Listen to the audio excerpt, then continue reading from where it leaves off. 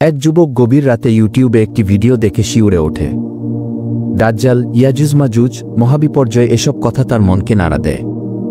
সে ভাবে, আমরা কি সত্যিই শেষ যুগে প্রবেশ করে ফেলেছি? সেই রাতেই সে খুঁজে বের করে কুরআন ও হাদিস থেকে ১০টি ভয়ঙ্কর চিহ্ন, যা প্রমাণ করে আমরা এখন আখিরুজ্জামানে পৌঁছে গেছি। প্রথম চিহ্ন, সত্যকে মিথ্যা মনে করা হবে আর মিথ্যাকে সত্য বলা হবে। রাসূলুল্লাহ সাল্লাল্লাহু আলাইহি ওয়াসাল্লাম বলেছেন, এক সময় আসবে যখন সত্যবাদীকে মিথ্যাবাদী বলা হবে আর মিথ্যাবাদীকে সত্যবাদী বলে মানা হবে। আমরা কি এখন সেই যুগে নেই? দ্বিতীয় চিহ্ন, গানবাজনা ও অশ্লীলতা হবে সাধারণ। আজ গান ছাড়া সময় কাটানো যেন অসম্ভব। টিকটক, ইউটিউব, সিনেমা, অশ্লীলতা যেন স্বাভাবিক হয়ে গেছে। রাসূলুল্লাহ কি আমাদের এসব থেকে সাবধান করেননি? তৃতীয় চিহ্ন, মসজিদ থাকবে কিন্তু ঈমান থাকবে না। মানুষ বড় বড় মসজিদ বানাবে কিন্তু নামাজ পড়বে না। মুসলিম পরিচয়ে গর্ব করবে কিন্তু ইসলামী আদর্শ ভুলে যাবে। চতুর্থ চিহ্ন, দাজ্জালের আগমনের পূর্বলক্ষণ। রাসূল বলেছেন, দাজ্জালের আগমনের আগে ৩০ জন মিথ্যাবাদী আসবে। তারা সবাই নবুয়াতের দাবি করবে। বিশ্বজুড়ে ভ্রান্ত চিন্তাধারার বিস্তার কি তারই লক্ষণ নয়? পঞ্চম চিহ্ন, ইয়াজুজ মাজুজের পথ খুলে যাওয়া।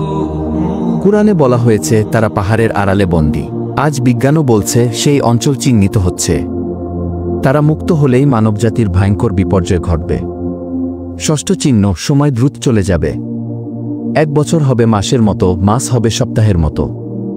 আজকাল সময় যেন উড়ে যাচ্ছে, কিছুই সময় মতো শেষ হয় না। এটা কি সেই ভবিষ্যদ্বাণী? সপ্তম চিহ্ন, সন্তান পিতামাতার অবাধ্য হবে। আজকাল সন্তানরা বাবা মাকে অসম্মান করে। অনেকেই তাদের পরিত্যাগ করে, কেউ কেউ নির্যাতনও করে। রাসূল বলেছিলেন, এও আখিরুজ্জামানের চিহ্ন। অষ্টম চিহ্ন, মুসলমানদের উপর নির্যাতন। পৃথিবীর বিভিন্ন স্থানে মুসলমানরা নির্যাতিত। ফিলিস্তিন, কাশ্মীর, চীন, আরাকান, তারা আজ নিঃস্ব। এটা কি সেই ভবিষ্যদ্বাণী নয় যেখানে ইসলাম দুর্বল থাকবে? নবম চিহ্ন, অজ্ঞ লোক হবে নেতা। আলেমদের না জেনে যারা ধর্ম জানে না তারাই ধর্মের নেতা হয়ে উঠছে। বক্তব্য দিচ্ছে, ফতোয়া দিচ্ছে, অথচ তারা ভুলে ভরা। এটা কি সেই সময় নয় যখন জ্ঞান হারিয়ে যাবে? দশম চিহ্ন, সূর্য পশ্চিম দিকে উঠবে। এটা হবে সবচেয়ে বড় নিদর্শন।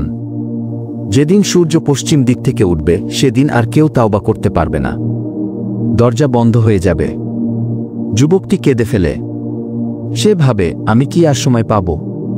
তারপর সে সিদ্ধান্ত নেয়, এখন থেকেই তাওবা করবে, নামাজ ঠিক করবে, কুরআন পড়া শুরু করবে, আর এই সত্য জানাবে অন্যদের। কারণ এই দুনিয়া চিরস্থায়ী নয়। আখিরাতের জন্য প্রস্তুতি এখনই নিতে হবে।